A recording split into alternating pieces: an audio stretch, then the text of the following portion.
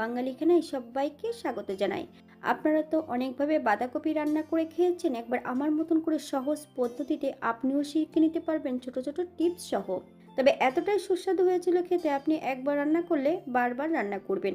নিরামিষ বাঁধাকপি যে কোনো পুজো অনুষ্ঠানে আপনারা এমনভাবে রান্না করতে পারেন। তবে আমি আজকে এখানে নিরামিষ বাঁধাকপি এবং আমিষ বাঁধাকপি দু রকমই বাঁধাকপি রান্না করব। চলুন সেটা একবার দেখে নিয়ে যাক ভিডিওর মাধ্যমে। বাঙালি রান্না ঘরোয়া উপকরণ দিয়ে। আপনাদের যদি রান্নাগুলো পছন্দ হয় তাহলে চ্যানেলটি সাবস্ক্রাইব করে দিয়ে পাশে থাকবেন, পাশে থাকা বেলটি বাজিয়ে দেবেন, নইলে নিত্য নতুন রান্নার নোটিফিকেশন পাবেন না। আমার চ্যানেলে বিভিন্ন ধরনের বাঁধাকপি রেসিপি দেওয়া আছে নিরামিষ। আপনাদের যদি পছন্দ হয় তাহলে চ্যানেলটি ঘুরে একবার দেখে নেবেন।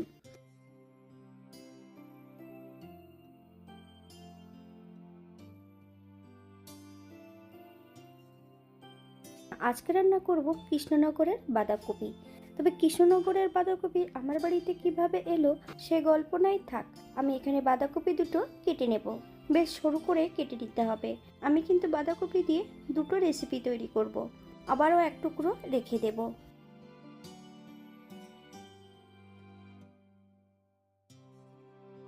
বাঁধাকপিগুলোকে বেশ কেটে ধুয়ে নিয়েছি। এই পর্যায়ে আমি সেদ্ধ করে নেব। একটা পাত্রে 1 কাপ জল অ্যাড করেছি, একটা তেজপাতা, এক টুকরো দারচিনি।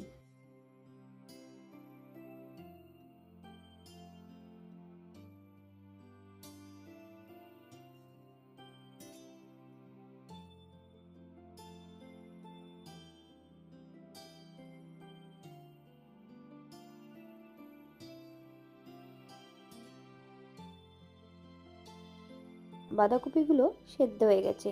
এই পর্যায়ে বাঁধাকপি থেকে সম্পূর্ণ জলটা বেশ ভালো করে ঝরিয়ে নিতে হবে।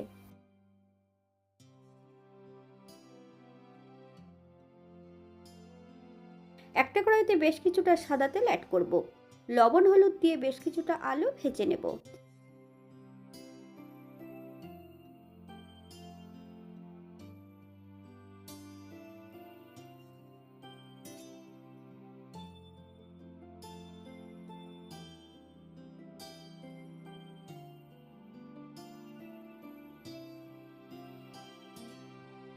এই পর্যায়ে আলুগুলো তেল থেকে তুলে নিতে হবে। আপনারা আপনাদের পছন্দ মতন আলুগুলো ভেজে নিতে পারেন।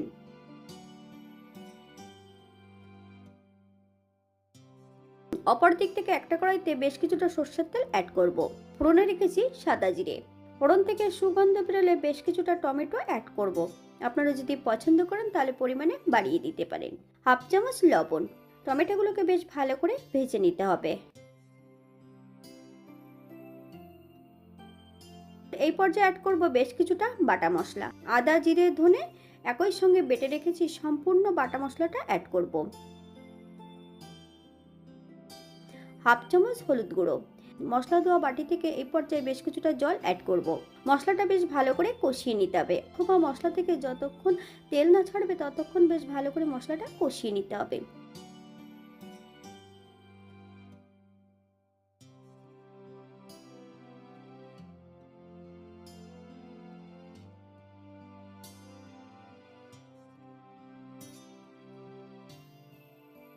এই পর্যায়ে অ্যাড করব বেশ কিছুটা কাঁচা লঙ্কা। তবে মশলা কষানোর মাঝপথে সম্পূর্ণ আলুগুলো অ্যাড করব।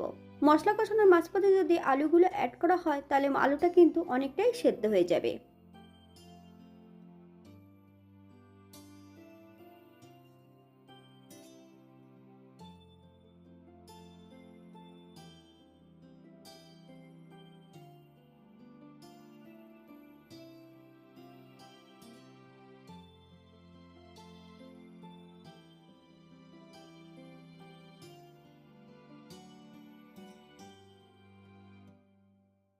মশলা থেকে তেল ছেড়ে দিয়েছে। এই পর্যায়ে সম্পূর্ণ সেদ্ধ করা বাঁধাকপি অ্যাড করে দেব। হাই ফ্লেমে বেশ কিছু সময় নেড়েচেড়ে মিশিয়ে নিতে হবে।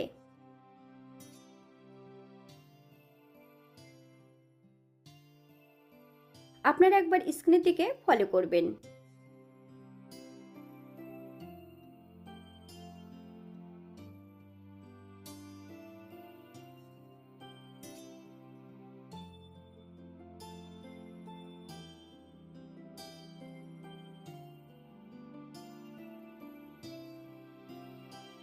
এই পর্যায়ে অ্যাড করব 1 চামচ লবণ। আপনারা স্বাদ অনুসারে লবণটা অ্যাড করবেন।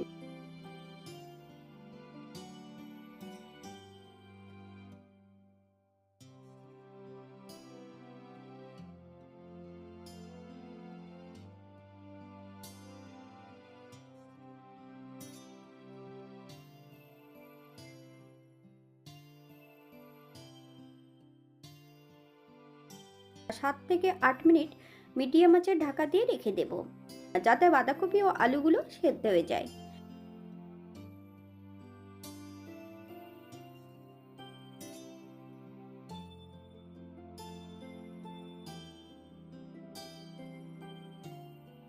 8 মিনিট পর এই পর্যায়ে একবার চেক করে নিতে হবে আলুগুলো সেদ্ধ হয়েছে কিনা। 1 চামচ চিনি অ্যাড করব। আপনারা যদি পছন্দ করেন তাহলে পরিমাণে বাড়িয়ে দিতে পারেন।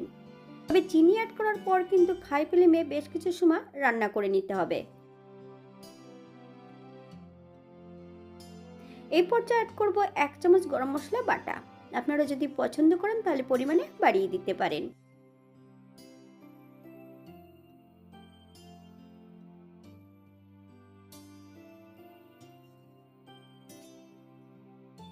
গ্যাসের ফ্লেমটা অফ করে দিয়ে 5 মিনিটের জন্য স্ট্যান্ডিং টাইম দেব, তারপর সার্ভ করব।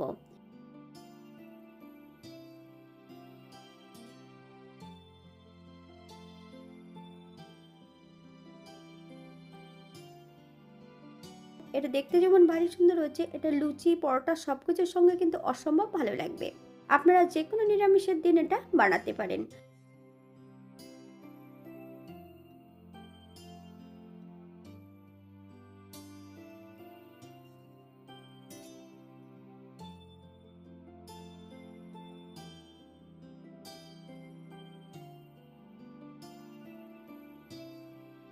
আপনারা যদি মটরশুঁটি, কিশমিশ অথবা ভাজা গুঁড়োর মশলা যদি পছন্দ করেন তাহলে অ্যাড করতে পারেন।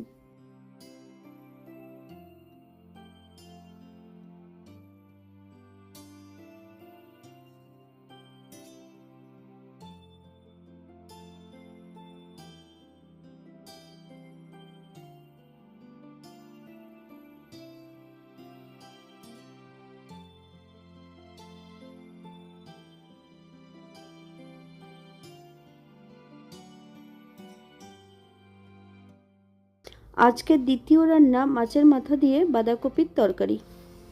একইভাবে বাঁধাকপিগুলো সেদ্ধ করে নেব।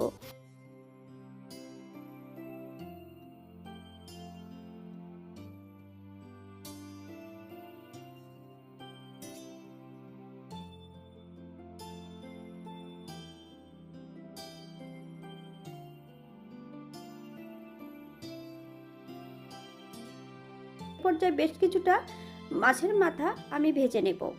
আপনারা যদি পছন্দ করেন তাহলে পরিমাণে আরও বাড়িয়ে দিতে পারেন। আমি কিন্তু এখানে কাতলা মাছের মাথা নিয়েছি। এটা কিন্তু রুই মাছের মাথা দিয়েও এটা রান্না করা যাবে।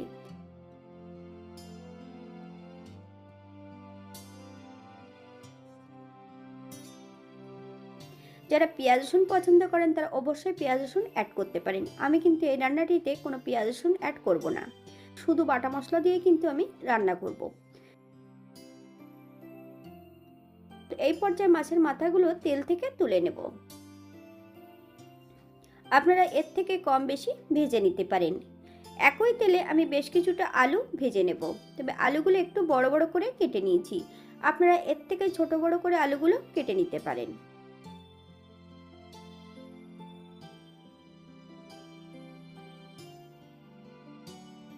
তেল থেকে আলুগুলো তুলে নেব।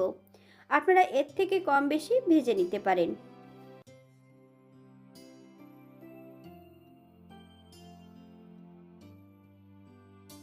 অপর একটা কড়াইতে বেশ কিছুটা সাদা তেল অ্যাড করব। ফোড়নে রেখেছি সাদা জিরে। ফোড়ন থেকে সুগন্ধ বেরোলে 1 চামচ লবণ অ্যাড করব।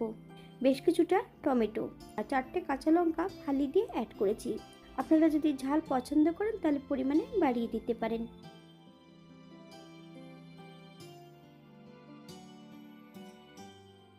বেশ কিছু সময় টমেটোটা ভেজে নিতে হবে। এই পর্যায়ে অ্যাড করব বেশ কিছুটা বাটা মশলা। আদা, জিরে, ধনে একই সঙ্গে বেটে রেখেছি। 2 চামচ বাটা মশলা অ্যাড করব। আপনারা গুঁড়ো মশলা দিয়েও এটা রান্না করতে পারেন।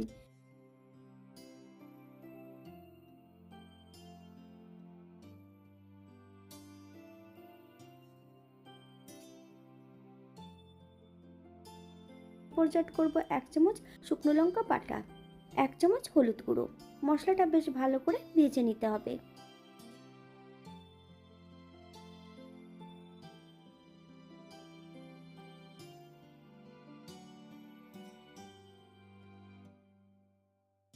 এই পর্যায়ে অ্যাড করব ভেজে রাখা সম্পূর্ণ আলুগুলো।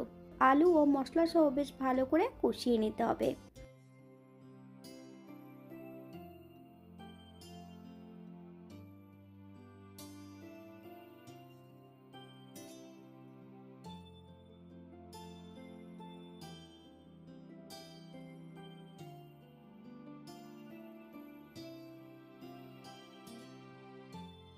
এই পর্যায়ে অ্যাড করব মশলা ধোয়া বাটি থেকে বেশ কিছুটা জল। মশলা থেকে যতক্ষণ তেল না ছাড়ছে ততক্ষণ বেশ মশলাটা ভালো করে কষিয়ে নিতে হবে।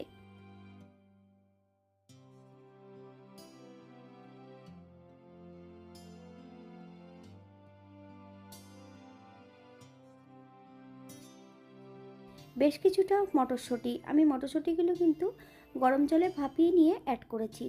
আপনারা যদি পছন্দ করেন তাহলে মটরশুঁটির পরিমাণটা বাড়িয়ে দিতে পারেন।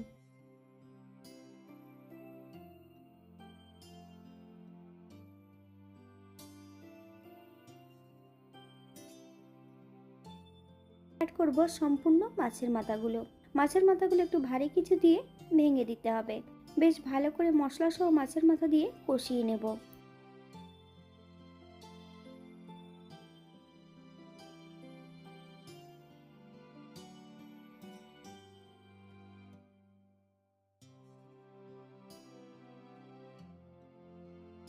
এই পর্যায়ে অ্যাড করব সেদ্ধ করা সম্পূর্ণ কপি। হাই ফ্লেমে বেশ কিছু সময় রান্না করে নিতে হবে।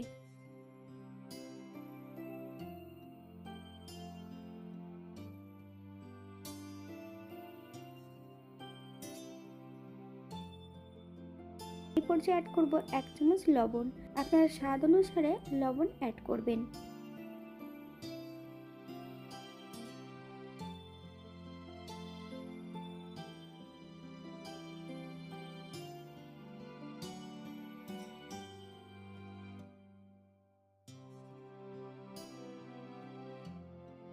থেকে 8 মিনিটের জন্য মিডিয়াম আঁচে ঢাকা দিয়ে রেখে দেব, যাতে আলু এবং কপিগুলো যাতে সেদ্ধ হয়ে যায়।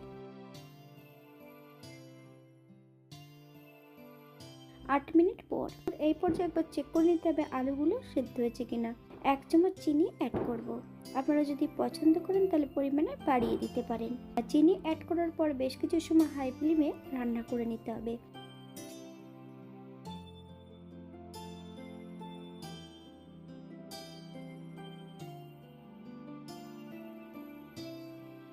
এই পর্যায়ে অ্যাড করব 1 চামচ ঘি, 1 চামচ গরম মশলা বাটা। আপনারা যদি পছন্দ করেন তাহলে পরিমাণে বাড়িয়ে দিতে পারেন।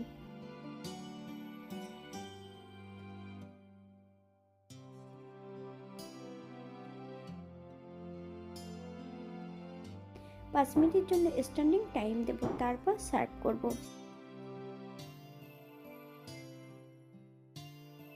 এটা দেখতে যেমন ভালো সুন্দর হয়েছে, এটা গরম ভাতে খেতে কিন্তু অসম্ভব ভালো। আপনারা বাড়িতে একবার একই পদ্ধতিতে বানিয়ে নেবেন। যারা পেঁয়াজ রসুন খাবেন তারা অবশ্যই পেঁয়াজ রসুন অ্যাড করতে পারেন।